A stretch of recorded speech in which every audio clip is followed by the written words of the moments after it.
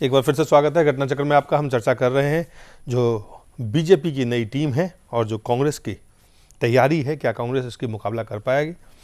जो सवाल इस वक्त हमने अपने जो हमारे विशेषज्ञ हैं उनसे जो पूछा, एक बात साफ निकल कर आ रही है कि जो टीम बनी है उस टीम में जैसे अवधेश जी ने कहा कि द्वंद्व आने वाले समय में साफ साफ दिखेगा। अगर राकेश कपूर साहब ये द्वंद्व होगा तो फिर सियासी जो रणनीति जिसके तहत इस टीम का गठन हुआ है वो कितना सफल होगा। देखिए, द्वंद्व इस बात पर निर्भर करता है कि पार्टी के राष्ट्रीय अध्यक्ष होने के नाते राजनाथ सिंह अपने अधिकारों का प्रयोग कहाँ तक करते हैं।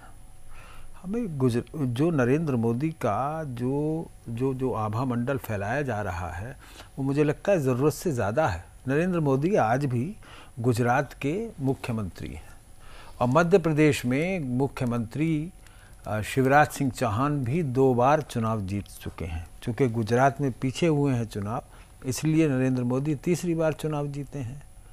अब मध्य प्रदेश में अब होंगे अंतिम इस वर्ष के अंतिम तक। तो इसलिए ये जो ज़बरदस्ती जो फैलाव किया जा रहा है ये व्यक्तिगत महत्वाकांक्षा का प्रतीक है भाजपा के कुछ नेताओं की। इस पर अंकुश राजनाथ सिंह अगर रख पाते हैं तो भाजपा निश्चित रूप से एक टीम के रूप में इन चुनावों में जाएगी। और जो आज का फिर तो आप द्वंद्व जो बातें आपने पहले कही और जो बातें अब आप कह रहे हैं और जो अवधेश जी ने पहले बातें कही थी कि ये व्यक्ति कि जो व्यक्ति है, व्यक्ति का प्रभावी व्यक्ति के आधार पर ये टीम खड़ी हुई है, जिनका प्रभाव है उस टीम का उसमें आगमन हुआ है, फिर तो वो सही है। फिर तो ये द्वंद्व होना भी स्वाभाविक है। और फिर सियासी रणनीति का हिस्सा की तरह अगर इसको देखें तो वहां पे भी एक दूरदृष्टता जिसे कह दूरदर्शिता नजर नहीं आ रही है। देखिए, द्वंद्व किस पार्टी में नहीं होता है, लेकिन द्वंद्व जो है वो पार्टी के आंतरिक मंच पर ही निपटाया जाता है। द्वंद्व अब आप देखिए, जो अपने झारखंड के जो हैं अपने यशवंत सिन्हा और जसवंत सिंह दोनों को नहीं रखा गया है।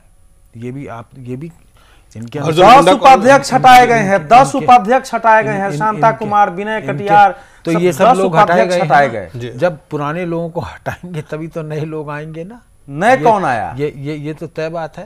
तभी जो नए उपाध्यक्ष जो बातें द्वंद्व की बातें जो सियासी रणनीति का अगर हिस्सा है और उस रणनीति में अगर कॉन्फ्लिक्ट यहीं से शुरुआत होती है। कॉन्फ्लिक्ट जो है वो तभी शुरुआत होगा ना जब आप उस व्यक्ति की महत्वाकांक्षाओं को सीमित जरूरत से ज्यादा बढ़ने देंगे। जब पार्टी के अनुशासन का डंडा है, अगर आप ये कहते हैं कि पार्टी अध्यक्ष के नाते अगर वो नियंत्रण कर पाए, अध्यक्ष में इतनी योग्यता है जी कि वो ऐसी चीजों को वहीं नियंत्रित रखे, तो वो ये सिद्ध किया है राजनाथ। मैं उदाहरण देता हूं।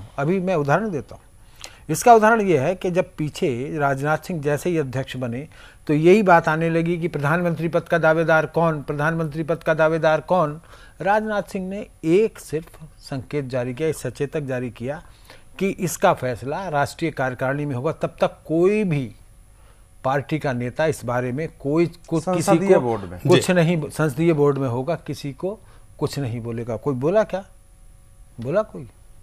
तो ये अध्यक्ष पर निर्भर करता है ना। तो इसका मतलब ये नहीं कि वो तानाशाह होगा। आपने अवधेश जी को भी सुना, आपने राकेश कपूर जी को सुना, उन्होंने साफ बात कही। राकेश जी तो प्रणाम करने के लिए जो बातें, जो मेरा सवाल अब है, और चूंकि क्या भाजपा की जो ये सियासी रणनीति है, इस वक्त चुनाव जीतने के लिए आम चुनाव है, राज्यों में चुनाव है, आप इसे आम चुनाव के तरफ अगर देखें तो कितना सफल होगा ये एक्सपेरिमेंट? दिलीप, आपके सवाल से पहले एक छोटी सी बात प्रतिक्रिया है मेरी कपूर साहब और जो अवधेश भाई ने बात कही है। हम लोग भारतीय जनता पार्टी के अंदर जो टीम बनी है उसमें अंतरकलह होगा और उसके बाद में चुनाव तक कितनी आपस में सिर फटवल होगी इसके बारे में तो हम बात कर रहे हैं। और लेकिन हम एक बात नहीं, जो कंपैरिजन है हमारा, अगर हम ये देखें कि एक लोकतांत्रिक तरीके से अलग अलग विचारों के लोग हैं, उसमें किसी की बहुत महत्वाकांक्षा है और कोई उसकी महत्वाकांक्षा को रोकना चाहता है। लेकिन हम जरा कांग्रेस पार्टी के बारे में बात चलते हैं, कांग्रेस पे हम चलते हैं। पहले मैं सिर्फ यही कह रहा हूं कि राहुल गांधी के मुकाबले में तो वहां तो कोई किसी किस्म की एग्जीक्यूटिव कोई संगठन ही नहीं है। तो सवाल यह है, क्या कहते हैं कि जब बड़ी पार्टी होती है, अगला सवाल यही है हमारा, पहले इस सवाल का जवाब दे दीजिए हमें। मेरा मानना यह है कि जो अभी खासतौर से कर्नाटक में चुनाव चुनाव होने हैं, जहां भारतीय जनता पार्टी की अंतर्कलह और भ्रष्टाचार के चलते साउथ का जो दरवाजा खुला था पिछले 5 साल पहले, वो बंद होता नजर आ रहा है। तो क्या इस पूरी कवायद जो अब हुई है, क्या नरेंद्र मोदी कर्नाटक जाएंगे? क्या नरेंद्र मोदी के चाहने वाले येदुरप्पा मोदी के कहने से पार्टी में वापस आ जाएंगे? क्या येदुरप्पा बीजेपी को फिर दोबारा जिताएंगे? क्या सदानंद गौड़ा को वाइस प्रेसिडेंट बनाया गया है, उससे लिंगायत को कोई फर्क पड़ेगा? ये तमाम सारे सवाल अगले 15-20 दिन में जो चुनाव होने वाले हैं मई के अंदर कर्नाटक में, उससे सामने आएंगे। लिहाजा इस टीम का जो पहला टेस्ट होगा वो अभी 5 मई को सामने आएगा और कर्नाटक में होगा। जी, कर्नाटक में होगा। जी, वही मैं कह रहा हूं, वो सामने आ जाएगा कि इस टीम की जो पूरी रणनीति बनाई है। और हम जानते हैं कि कर्नाटक से 28 लोकसभा की सीटें हैं और जहां कांग्रेस पार्टी पूरी ताकत झोंके हुए है, वहां मुस्लिम कार्ड भी खेला जा रहा है। वहां निजलिंगप्पा और पाटिल को डंप करने के बाद लिंगायत कम्युनिटी को बनाने के लिए सोनिया गांधी 2012 में भी गई हैं। चलिए अब बात करते हैं अवधेश जी। बहुत कम समय में, इससे पहले कि हम कांग्रेस की तरफ रुख करें, बहुत कम शब्दों में आप हमें बताएं कि ये जो टीम है ये आम चुनाव के मद्देनजर अगर देखें तो कितना कारगर साबित होगी? देखिए, आम चुनाव के मद्देनजर कारगर, इसमें मैं आपसे पूछ रहा हूं कि 92 नंबर की सूची है, उसमें एग्जीक्यूटिव को हटा दीजिए, मुझे यह बताइए ना कि इसमें कौन है नरेंद्र मोदी के अलावा इसमें कौन है जिस जो चुनाव जिताने लायक आपको दिख रहा है? देखिए, राजनाथ सिंह के सामने ये मोदी के तूफान का जो घूर्णन और बवंडर है, वो ऐसे जहां वो जा रहे थे उनके साथ चल रहा था कि उसमें घुसेंगे तो फंसेंगे। उससे बचने के लिए पहली रणनीति थी कि भैया कोई बयान न दे, शांत कर दिया। दूसरी, जब राष्ट्रीय परिषद में देखा कि भैया हंगामा हो जाए तो पहले ही माला पहना के इनको शांत करो। और तीसरे में उन्होंने फिर ये कोशिश की है कि भैया उनके दबाव से सेंट्रल कमेटी में ले आओ और वहां ले आओ। तो वो दबाव में जो ले आए ना, देखिए अब आगे इसका परिणाम नहीं, यही देखिए, तीसरी जो रणनीति मैंने पहले कहा, उसमें उनको अब उनके सामने न या हाँ का प्रश्न था, तो उनको अब ले आना पड़ा है। इसके बाद तो वही व्यक्ति जाएगा, वही रणनीति होगा, वही नेता होगा। अब इसके बाद केवल न और हाँ रह गया है। वहां आने के बाद वो आप कुछ नहीं कर सकते हैं। इसलिए अब नरेंद्र मोदी अगर इतने लोकप्रिय हैं तो चुनाव में सफल होगी, नरेंद्र मोदी लोकप्रिय नहीं है तो टीम चुनाव में असफल होगी। नरेंद्र मोदी को रोकने वाले लोग रोकने में सक्रिय होंगे कि वो जनता के बीच चुनाव की रणनीति बनाने जाएंगे। ये बहुत गंभीर प्रश्न है। और मैं राजनाथ सिंह को मैं नहीं मानता हूं कि राजनाथ सिंह की इतनी क्षमता है। जो व्यक्ति स्वयं एक टीम नहीं, ये लोकतांत्रिकता कहते हो, लोकतांत्रिकता नहीं है। लोकतांत्रिकता में आपस में विचार करके बैठ के होना ही चाहिए। एक व्यक्ति का डिक्टेटरशिप नहीं होगा। लेकिन ये तो एक निहायत ही दुर्बल और दृष्टिहीन, दिशाहीन व्यक्ति ने जो है सबके सामने समर्पित होकर के एक घोल मट्ठा कर दिया। इसलिए इसको मानना इस समय, मैं मानता हूं कि भले ही कांग्रेस में एकीकृत 10 जनपद और राहुल गांधी हो, लेकिन इस समय के प्रबंधन की दृष्टि से बीजेपी की यह टीम मुझे बिल्कुल कमजोर नजर आती है। देखिए, मैं इनका जवाब जो है, इनकी बात का जवाब एक शेर में देता हूँ मिर्जा गालिब के, कि कब सुनता है वो कहानी मेरी और फिर वो भी जुबानी मेरी, अब मुत्काबिल है मुकाबिल मेरे, रुक गया देख रवानी मेरी। इसको जरा हमारे दर्शक के लिए पूरे मैं सिर्फ इतनी ही बात कहना चाहता हूँ। हम यहाँ पर किसी के व्यक्तिगत विश्लेषण करने नहीं बैठे हैं जी। हम यहाँ पर जो बैठे हैं वो भाजपा की जो नई टीम बनी है उसका विश्लेषण करने बैठे हैं। तो हमें तो उस दृष्टि से हमें विश्लेषण करना है ना। हमें राजनाथ सिंह या नरेंद्र मोदी, हमें तो टोटलिटी में देखना है ना। अब सवाल ये है कि भाजपा के पास बड़े नेता कौन है, उन्हीं को लेकर के तो आप टीम बनाएंगे ना। जो फिर अवधेश ने जो कहा उससे आप सहमत है? वही तो मैं बिल्कुल सहमत नहीं हूँ, पूर्णतः सहमत हूँ मैं कि नरेंद्र मोदी एक मात्र नेता है। नहीं, ऐसा भी नहीं है। नरेंद्र मोदी उत्तर प्रदेश में, बिहार में चले जाए ना, नरेंद्र मोदी कितने वोट मिलेंगे? कितने जो सबसे जो लोकप्रिय अगर हैं इस समय, अगर वो लोकप्रिय है तो जीता नहीं है, माहौल बना, पता चलेगा कितने वोट मिलेंगे। बिहार में तो भाग जाएंगे, चलिए जो वोट मिलते होंगे वो नहीं मिलेंगे। गुजरात से बाहर अभी जो है वो आजमाए कहाँ है बाजू तो आजमाने पड़ेंगे, तभी तो अब आजमाने के बाद पता चलेगा कि क्या परिणाम होंगे। चलिए फिलहाल एक छोटे से ब्रेक लेंगे, लेकिन ब्रेक के बाद ये जानेंगे कि क्या राहुल गांधी उपाध्यक्ष बनाए गए कांग्रेस की जो टीम है वो भाजपा के साथ मुकाबला करने के लिए तैयार है या नहीं।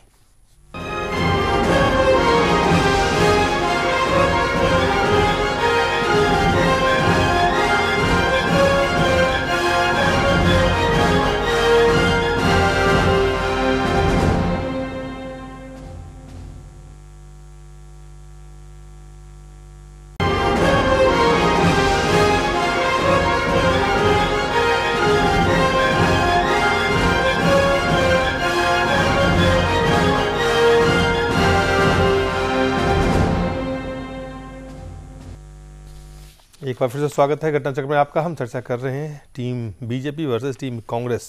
अब चर्चा करेंगे।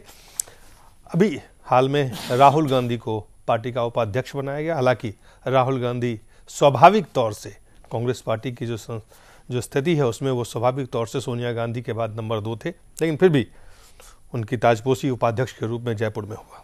और उसके बाद उससे पहले भी कई तरह की कमेटी का और जैसे चुनाव अभियान समिति का उनको चीफ बनाया गया। उसके साथ साथ election committee, Congress manifesto committee, तमाम तरह की कमेटी बनाएगी। सवाल आपसे शुरू करेंगे राकेश कपूर साहब कि कांग्रेस की जो टीम है और जो टीम सामने दिख रही है और भाजपा की जो नई टीम है, क्या कांग्रेस की टीम भाजपा से मुकाबला के लिए बिल्कुल तैयार है या कमज़ोर है? देखिए, जो कोशिश है कांग्रेस की वो आज यही है कि भाजपा किसी न किसी तरीके से नरेंद्र मोदी को प्रोजेक्ट कर दे प्राइम मिनिस्टरशिप के लिए। ये कांग्रेस की कोशिश है। हाँ, जिससे राहुल गांधी के लिए आसानी हो जाए, क्योंकि तब उस स्थिति में कोई बहुत बड़ी सैद्धांतिक वैचारिक लड़ाई होने की संभावना कांग्रेस पार्टी को नहीं दिखाई देती है। लेकिन इस देश के लोकतंत्र के लिए वो काला दिन होगा जिस दिन हम इस तरफ चलने की सोचने भी लगेंगे। जो मैंने पहले कहा था ना कि देश में नेतृत्व का संकट है। राजनीति में राजनीति के स्तर को लगातार बनाए रखना ये बहुत आवश्यक चीज़ है। लोकतंत्र के लिए ये प्राणवायु है, लोकतंत्र के लिए ऑक्सीजन है। अगर आप राष्ट्रीय राजनीति को म्युनिसिपैलिटी की राजनीति बना देंगे तो आप समझिए उसमें क्या है, संभावना क्या निकलेगी। संभावना जो आप ये कहते हैं कि कांग्रेस की कोशिश है कि नरेंद्र मोदी को आगे किया जाए ताकि राहुल गांधी के लिए आसान हो जाए, आसान की राजनीति आसानी हो जाए, आसानी हो क्योंकि अपनी कोई वैचारिक उनकी ये कह रहे हैं कि आसानी हो जाए, क्योंकि उस पर वैचारिक स्तर पर लड़ाई नहीं होगी, मुद्दों पर लड़ाई नहीं होगी। फिर एक डिवाइड होगा जिस मोदी को लेके, मुद्दों पर व्यक्ति को लेके डिवाइड होगा जिस पर और ये भी चिंता समाप्त हो जाएगी कि क्षेत्रीय दल जो है वो बहुत तेजी से उभरेंगे। ये जो चिंता लगी हुई ना, क्षेत्र जो बाटवानी जी ने एक बात कही थी कि क्षेत्रीय दलों का प्रभाव बढ़ेगा और दोनों पार्टियों में से कांग्रेस किसी का भी नेता प्रधानमंत्री नहीं बनेगा। ये बेवजह बात नहीं थी। 84 साल की उम्र का राजनीतिज्ञ अगर ये बात कहता है तो उसके कुछ मायने हैं जी। उसके अनुभव उसका अनुभव बोलता है।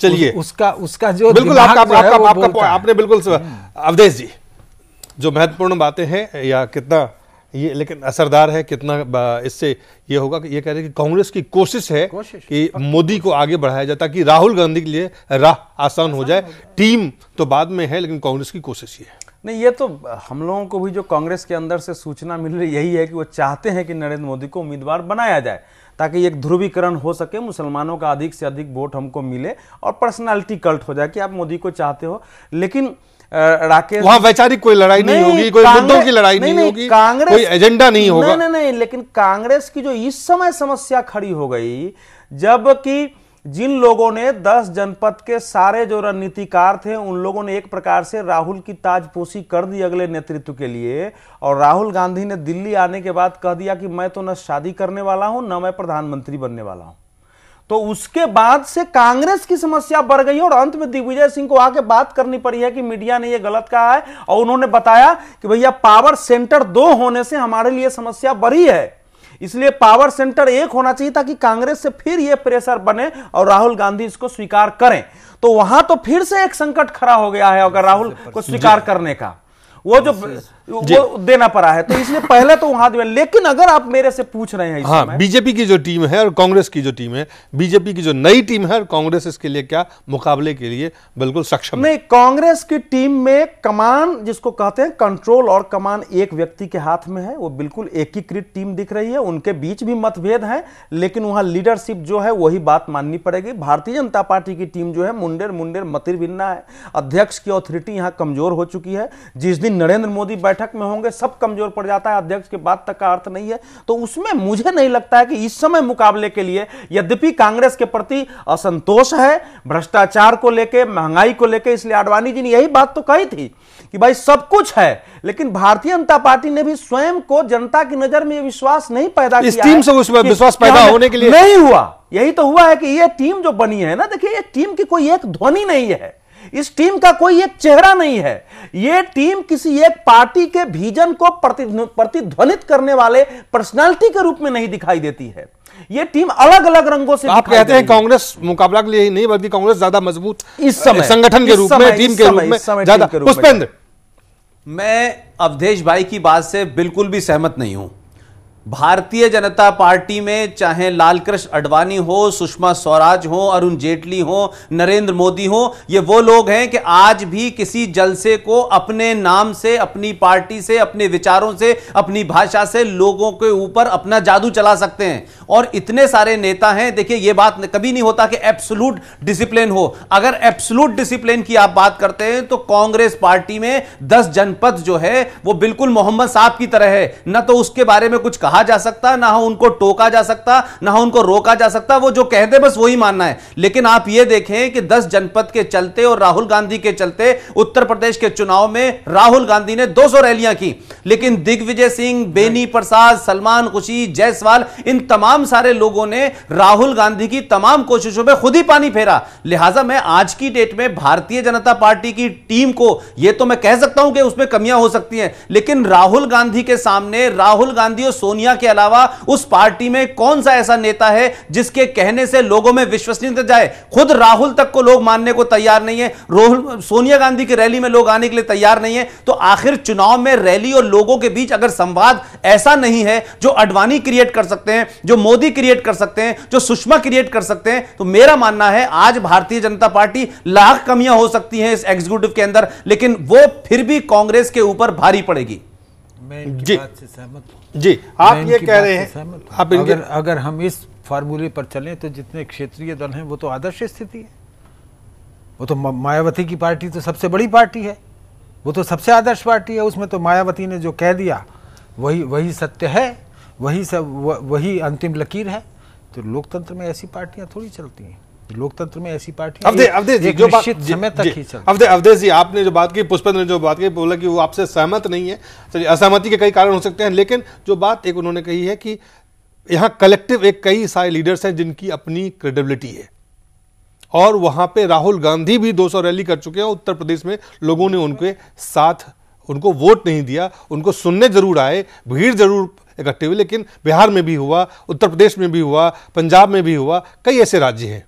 देखिए, ऐसा है कि हम लोगों ने इस पर चर्चा नहीं की है कि ये लोकतंत्र के लिए उपयुक्त है कि नहीं। लोकतंत्र नहीं, लोकतंत्र के लिए नहीं, सवाल टीम की बात मैं नहीं, उत्तर तो देना पड़ेगा। मैंने ये कभी नहीं कहा है कि ये आदर्श लोकतंत्र है। ये लोकतंत्र के लिए घातक है एक व्यक्ति का कंट्रोल और कमान होना, इसके हम लोग विरुद्ध हैं। लेकिन चुनावी दृष्टि से जब आप एक युद्ध में जाते हैं तो एक व्यक्ति का वो जो निर्णय होता है उसको सब स्वीकार करें, कमांड कंट्रोल, वो उसके दृष्टि से मैं कह रहा हूं। उनका, पुष्पेंद्र जी का अपना मत है, लेकिन जितना बीजेपी को मैं जानता हूं, बीजेपी उतना ऐकिक पार्टी नहीं है जितना वो समझ रहे हैं। लेकिन उनकी समझ से मुझे कोई लेना देना नहीं। मैं अभी भी ये मानने के लिए तैयार हूं कि ये बात ठीक है कि भारतीय जनता पार्टी के नेता व्यक्तिगत रूप से बेहतर बोल सकते हैं, बेहतर अपनी बातें रख सकते हैं, वो बेहतर रणनीति भी बना सकते हैं, लेकिन इनके बीच एकता का इतना अभाव है, इनके बीच आपस का इतना द्वंद्व है, आपस में इतनी खींचतान है कि इस समय कांग्रेस के मुकाबले करने की स्थिति में किसी राज्य में नहीं है। एक दो राज्य छोड़ दीजिए, माने मध्य प्रदेश या गुजरात, छत्तीसगढ़, तो सब प्रदेशों में ऐसे ही स्थिति बनी हुई है। जी पुष्पेंद्र, नहीं, मैं जो अवधेश जी ने बात कही है, मैं उसमें कह रहा हूं कि आप जहां मतभेदों की बात कर रहे हैं, रणनीति की बात कर रहे हैं, आप देखें कि राहुल गांधी के डायरेक्शन के बाद, सोनिया गांधी के डायरेक्शन के बाद उत्तर प्रदेश में तमाम, आप कहते हैं कि एक नेता था, उसकी बड़ी एक ही कमान बात थी, लेकिन बेनी प्रसाद ने, जायसवाल ने, सलमान ने, आरपीएन सिंह ने, सबने चुनाव हराया। तो फिर वो एकीकृत बात, भाजपा भी हार गई वहां, भाजपा की बात नहीं कर रहा हूं, अभी भाजपा की बात नहीं कर रहा हूं मैं। अरे भाजपा भी हार गई, तो तुलना हम जब कर रहे हैं, बीजेपी भी विधानसभा में इतनी बुरी तरह पराजित हुई, कांग्रेस केवल थोड़े पराजित। नो, आपने अभी नेतृत्व की बात की कि वहां एक ही कमांड है, एक ही कमांड की बात, दोनों पराजित हुए हैं। एक ही कमांड की बात कर रहा हूं मैं, एक ही कमांड होने के बावजूद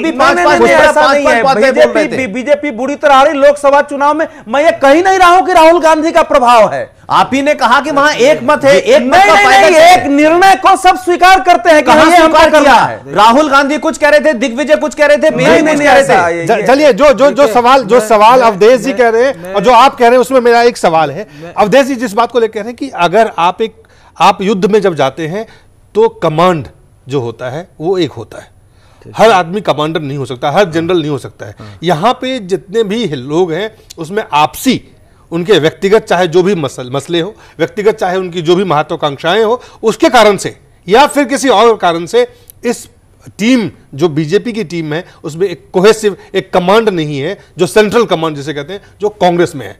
यही बात है अवधेश जी। अगर बिल्कुल बिल्कुल नहीं कमांड, देखिए आप मेरी बात को समझें कि यह युद्ध नहीं है। चुनाव में अलग अलग जगह अलग अलग चीजें इस्तेमाल की जाती हैं। जो स्टेटमेंट जो भाषण उत्तर प्रदेश में होगा वो कर्नाटक में नहीं होगा, जो मुसलमानों के बीच में होगा वो ब्राह्मणों के बीच में नहीं होगा। ये कैसे बात हो गई? अरे नीति तो हर प्रदेश की नीति तो वही बनेगी ना, लीडरशिप ही बनाएगा ना। चलिए राकेश कपूर जी, ये बात महत्वपूर्ण है। मैं एक उदाहरण देता हूं।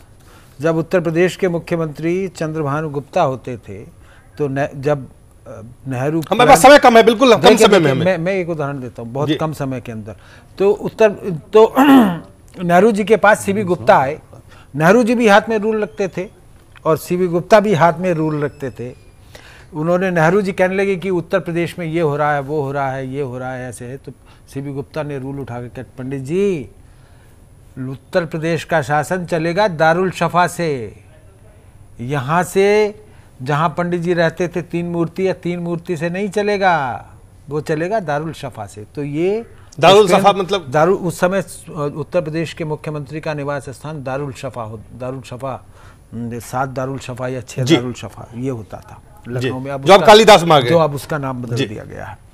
तो ये था, ये जो कह रहे हैं ना कि ये एक वो हो, ये होता है तानाशाही के लिहाज से होता है। लोकतंत्र में ऐसा नहीं होता है। लोकतंत्र में आज दो लोकतांत्रिक पार्टी चुनाव में जा रही है, चुनाव के लिए टीम बना रही है, चुनावी की तैयारी कर रही है। ये तो डंडा थोड़ी चलेगा। अरे भाई डंडे की कौन बात कर रहा है? कमांड की बात कर रहे हैं। कमांड एक कमांड देगा, अध्यक्ष जो है वो एक बात, एक नीति तय हो जाती है, उसे जो क्षेत्रीय, यही बात आपने भी कही, जो अवधेश जी ने कही थी, आपने कही थी। अगर तो मैं इनकी बात से सहमत हूँ। मुझे ऐसा पुष्पेंद्र थोड़ी होता है, सहमति होनी चाहिए जब आपस में विश्वास ही नहीं है। हाईकमांड। चलिए हमारा समय खत्म हो गया है। अवधेश जी बहुत बहुत धन्यवाद, राकेश जी बहुत बहुत धन्यवाद, पुष्पेंद्र बहुत बहुत धन्यवाद।